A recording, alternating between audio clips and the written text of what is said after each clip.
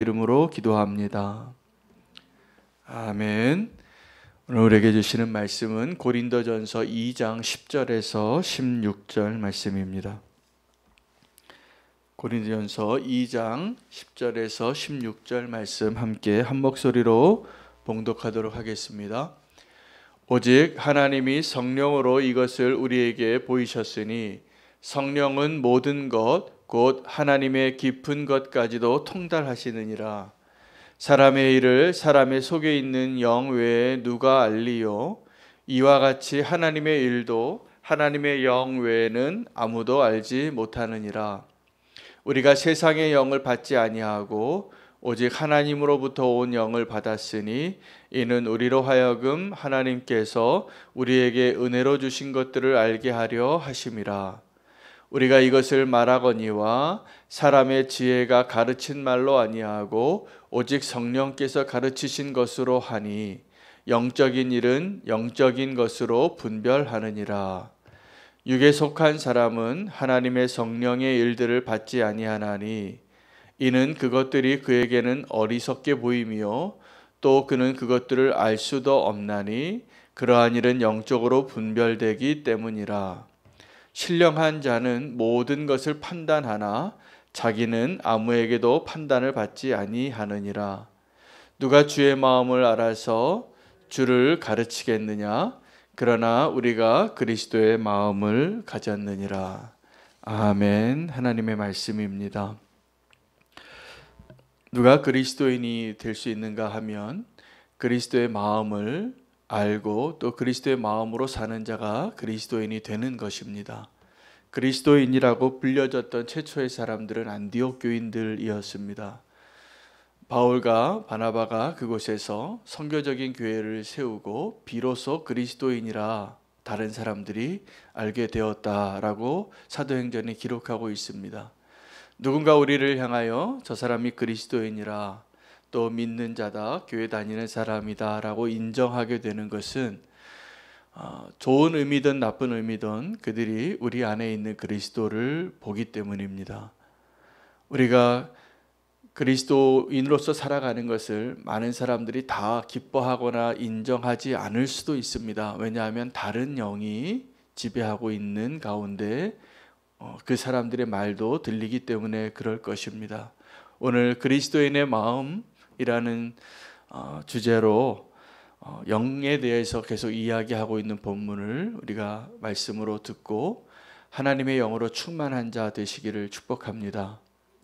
영은 두 가지가 있는 것입니다. 이 세상의 영과 하나님의 영이 다릅니다. 크게 구분하자고 하면 영을 이 세상의 영과 하나님의 영으로 나눌 수 있을 것입니다. 우리가 영을 인정하지 않는 사람들을 세상에서 많이 보지요. 그 사람들은 영적인 것이 없다라고 말하기도 하고 귀신도 없다고 이야기하기도 합니다. 하나님도 믿지 않죠. 근데 하나님은 영이십니다. 하나님은 영이시니 하나님은 사랑이시니 하나님을 정의할 수 있는 하나님이 어떠한 분이신가를 성경에서 명백하게 보여주시는 선언 중에 하나입니다. 하나님은 영이십니다. 그러므로 우리가 그 영적인 존재가 되어서 하나님을 알고 하나님과 교제하고 또 하나님의 나라를 볼 수 있고 소망하게 되는 것입니다. 영적인 세계에 눈이 열려져 있지 않는 사람들은 이 땅에 있는 것들로, 물질로 또 우리의 인생도 우리가 잠깐 살면 그냥 끝이라고 생각하는 분들이 많아졌습니다. 그런 사람들을 유물론자들이라고 말합니다. 영적인 것을 인정하지 않죠. 가장 대표적인 유물론자들이 누구냐면 공산주의자들입니다. 그래서 그들은 이 물질만을 인정하는 그러한 가치관으로 이 세상을 조금 더 공평하고 이데올로기로 아주 행복하고 완벽한 세상을 만들자고 그러한 거짓된 꿈에 사로잡혀서 이 세상의 반 정도를 다 점령하던 때가 있었습니다. 적지 않은 얼마 되지 않은 역사의 이야기이기도 합니다. 지금 우리는 그 북한과 남한이 나뉘어진 이데올로기의 분단도 바로 이렇게 잘못된 영적인 확신 때문에 시작되어진 일이죠. 엄청난 일들이 일어납니다. 우리가 하나님에 대해서 그 하나님의 그 영적인 깨달음을 제대로 인정하지 않으면, 여러분, 근데 우리가 이 땅에 있는 것을 좋아하는 것으로만 친다면 우리는 적지 않게 유물론적인 세계관을 가지고 살아가는 자들임에도 인정해야 할 것입니다. 돈 좋지요. 돈 좋아합니다, 다. 왜냐하면 돈으로 할 수 있는 게 많고 돈으로 우리가 행복을 살 수 있을 것이라고 착각하는 것이죠. 돈이 힘이 있잖아요. 내가 원하는 것을 구매할 수 있는. 그런데 그 돈이 이 땅에 있는 가장 강력한 영적인 존재라는 것을 잘 모릅니다. 이 돈으로 하나님이 아닌 이 세상적인 것, 물질적인 것, 그것을 제공해 주는 것이라서 이렇게 돈을 하나님과 동등될 정도로 생각해서 돈과 하나님을 겸하여 섬길 수 없다라고 예수님이 말씀해 주실 정도로 대단히 영적인 실체가 있어요. 돈 뒤에는. 그러나 그 돈이 우리에게 제시해 주고 제공해 주고 우리의 눈을 현혹하는 것은 다 영적이지 않은 것들입니다. 돈으로 좋은 옷 살 수 있고 돈으로 좋은 집 사고 좋은 차 사고 내가 원하는 것을 이룰 수 있고, 심지어는 돈으로 사람도 움직이고. 왜요? 사람들이 돈 앞에 다 굴복하거든요. 다 돈 앞에 내 모든 거 내어놓거든요. 아주 무시무시한 영적인 세력인 셈이죠. 여러분, 그런데 하나님은 오늘 우리에게 이 세상을 주관하고 있는 영적인 존재에 대해서 부인하지 않으시고 그것을 인정하고, 그러나 이 세상의 영과 다른 정말 하나님의 영으로 통치되어지고 있는 하나님의 세계를 보라고 말씀하시는 것입니다. 가장 영적인 전쟁의 치열한 전쟁터가 대표적인 것이 성도의 마음과 성도가 전하는 선교지입니다. 그 영적인 전쟁이 언제 일어나냐 하면 우리가 성도로서의 삶을 온전히 살려고 할 때 이 땅에서의 저항이 만만치 않아요. 우리가 마음 안에서 일어나고 있는 그 싸움이 언제 일어날까요? 우리가 좀 더 거룩하게 살려고 하고, 우리가 좀 더 예수님이 원하는 모습으로 믿음으로 살려고 하고, 우리가 좀 더 하나님이 원하시는 대로 선을 행하려고 하고, 악을 떠나려고 하고, 회개하려고 하고, 그때가 영적인 전쟁이 치열하게 이루어지고 있는 때입니다. 전투력이 굉장히 올라갑니다. 포탄이 날라오고 정탐기가 뜨고 아주 대단한 폭탄을 들고 날아오는 비행기를 보게 되고 탱크를 보게 되고 그러는 셈이죠. 진짜 치열한 전쟁을, 그 고지를 앞두고, 여러분, 우리나라 그 남북 전쟁 때, 6.25 전쟁 때 그 평화 협정을 오랫동안 했거든요. 조금 더 유리한 땅 좀 차지해 보려고. 그때가 가장 치열했습니다. 치열한 영적인 전쟁이 일어납니다. 언제요? 우리가 성도다워지려고 할 때. 그래서 이 땅을 주관하고 있는 견고한 진, 그리고 영적인 실체에 대해서 우리가 반드시 알아야 합니다.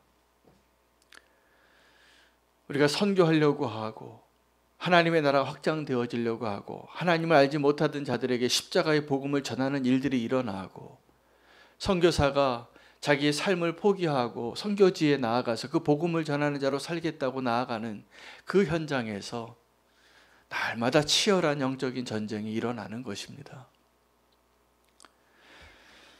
그 싸움터에서, 그 전쟁에서 우리는 승리하라고 우리를 불러주셨습니다. 할렐루야. 왜냐하면 이 땅에서의 그 영적인 전쟁을 우리가 믿음으로 반드시 이길 수 있기 때문입니다. 그리고 그 승리는 이미 이긴 싸움을 싸우는 것이기 때문입니다. 여러분, 이 땅에 이 땅을 주관하고 있는 권세자들, 그들의 권세가 대단해서 우리가 나의 힘으로 그 권세와 함께 대항하려고 하면 두렵습니다. 싸울 수 없을 것 같습니다. 그러나 성령님께서 우리와 함께 하실 때 우리가 승리하는 자로 그들을 무너뜨리는 자가 될 수 있음을 꼭 믿으시기 바랍니다. 그들이 이 땅에 아무리 견고한 진을 세워도 그들의 실체가 무엇이냐 하면 하늘에서 패하여 이 땅에 쫓겨난 자들이에요. 그걸 기억하셔야 됩니다. 이 땅의 영적인 존재들이, 이 세상의 영이 막강해 보여도 사실 그들은 하늘에서 쫓겨난 패잔병들이에요. 할렐루야. 그리고 그들을 파하고 멸하기 위하여 예수 그리스도께서 십자가에서 승리하신 것입니다. 그래서 그들의 권세를 다 파하셨어요. 그들의 가장 강력한 권세가 뭐냐면 죽음이라는 무기였어요. 죄의 결과이기도 하죠. 그러나 그 죄의 권세를 파하시고 부활하심으로 이제 예수 그리스도를 믿는 자에게, 하나님의 영으로 함께 거하는 그 모든 성도에게 이 세상의 것들을, 이 세상의 뒤에 있는 그 강력한 원수의 견고한 진들을 파할 수 있는 십자가의 복음의 능력을 우리가 경험하게 하시는 거예요. 하나님께서 은혜로. 성령님께서 우리 안에 거하실 때 우리가 잘 알아채지도 못할 정도로 우리가 함께하고 계십니다. 하나님의 은혜로 우리가 정말 회개하는 그 순간에 그 자리에 있게 될 때 성령님의 불같은 역사가 일어나서 부흥이 일어나는 기록이 많습니다. 여러분, 우리가 그래서 하나님의 영을 의식하고 사는 것, 이게 예수님과의 동행이에요. 우리는 주의 제자인데 예수님과 함께 밥 먹고 고기 뜯어 먹던 제자들이 아니에요. 오병이어를 경험했던 그 무리들도 아니에요. 그러나 예수님께서 이 땅에서 죽으시고 부활하시고 승천하시면서 내가 이제 너희를 떠나서 나의 영을 너희에게 보내는 것이 너희에게 훨씬 유익하다. 이제 우리가 예수님과 동행하는 비결은 주의 영으로 내 안에, 우리 안에 주시는 그 성령님의 통치하심과 부드러운 음성을 듣고 주님과 동행하는 자로 살아갈 때 우리가 그 영적인 전쟁에서도 승리하고 하나님이 주시는 놀라운 영적인 축복들을 누리며 살게 하신 것입니다. 여러분, 우리 각 성도 한 사람 한 사람에게 내주하시는 성령님이 있음을 믿으십시오. 사실은 그래서 우리가 성도가 될 수 있었습니다. 성령을 부어주셨기 때문에. 또 교회가 존재하는 것도 그 성도들의 공동체 안에 성령님이 함께 하시기 때문에 교회가 시작이 되어진 것입니다. 할렐루야. 내가 성도로 사는 것, 또 교회가 교회를 이루는 것, 이것은 성령님의 역사입니다. 그것을 인정하고 고백하고 누리시기를 축복합니다. 성령님이 우리 안에 거하시는데 우리가 다른 것들을 더 구하고 생각하고 더러운 쓰레기들로 채우니까 성령님이 점점 작아지시는 거예요. 성령님의 음성이 점점 들리지 않는 거예요. 여러분, 성령님이 우리와 함께 하시면 우리의 상황과 환경과 모든 여건을 뛰어넘어서 정말로 행복한 자가 될 것입니다. 그리고 주님이 우리에게 주시는 가장 큰 선물, 사랑하는 자에게 하나님이 주실 수 있는 가장 큰 은혜, 성령님이세요. 어제는 어린이날이었는데 이제 벌써 어린이날이 별로 특별한 날이 아니더라고요. 우리 집에 어린이가 없어서. 그런데 그 어린이날에 어린이가 있으면 그 어린이가 원하는 것을 좀 소원을 들어주는 날이에요. 그래서 선물 사달라 그러면 선물도 좀 사주고, 같이 손잡고 어린이 대공원 가자고 하면 같이 가주고, 그 어린아이에게 줄 수 있는 선물, 부모가 보기에는 더 좋은 것들이 많은데 그날은 그 어린이가 받고 싶은 그 선물을 주는 날이에요. 기쁘겠죠. 아이들이 너무 행복한 하루가 되었을 것입니다. 그래서 어린이를 위해서 그런 날을 갖게 된 것도 참 축복인 것 같습니다. 자, 그런데 정말 그 어린이에게 정말 좋은 것을 부모의 입장에서 더 좋은 게 많아요. 그렇잖아요. 그 어린아이가 알 수 없는, 헤아릴 수 없는 더 좋은 것이 있다는 것을 몰라요.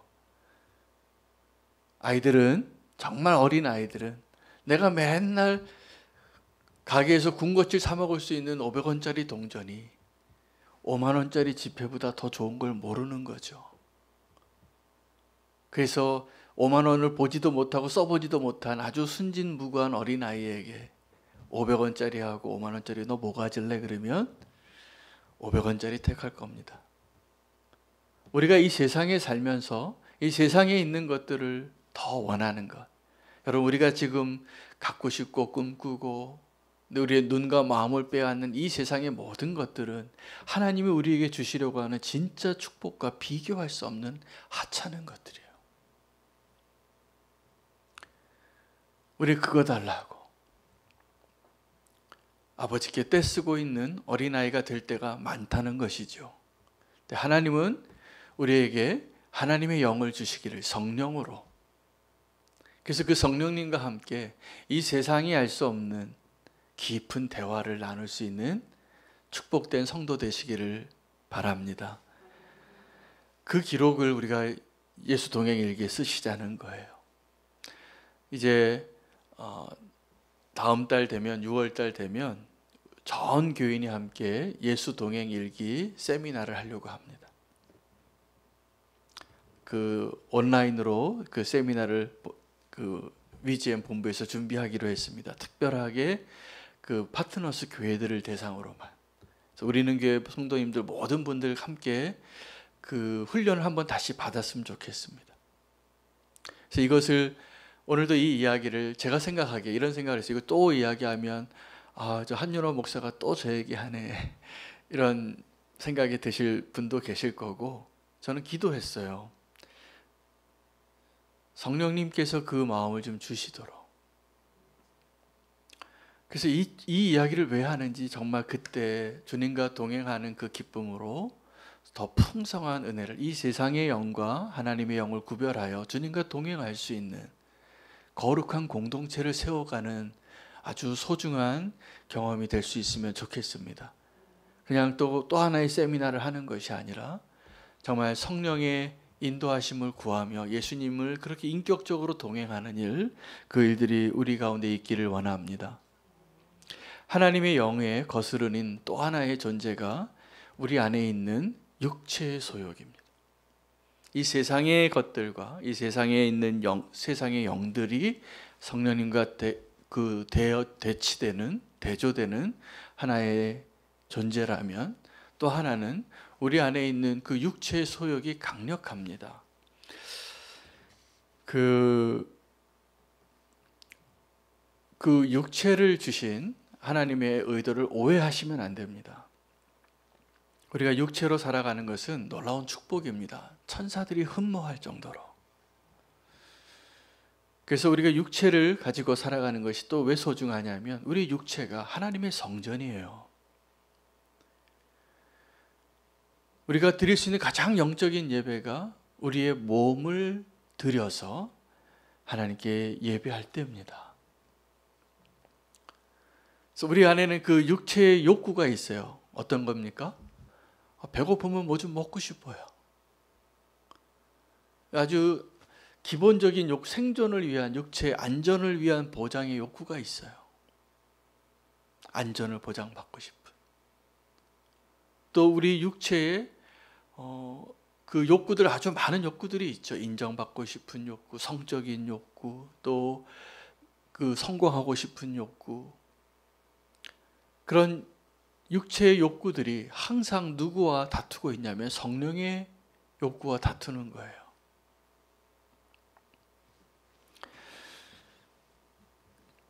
우리가 그러한 그 두 가지 욕구가 그 필연적으로 존재하고 있는 삶을 살고 있는 겁니다, 우리가.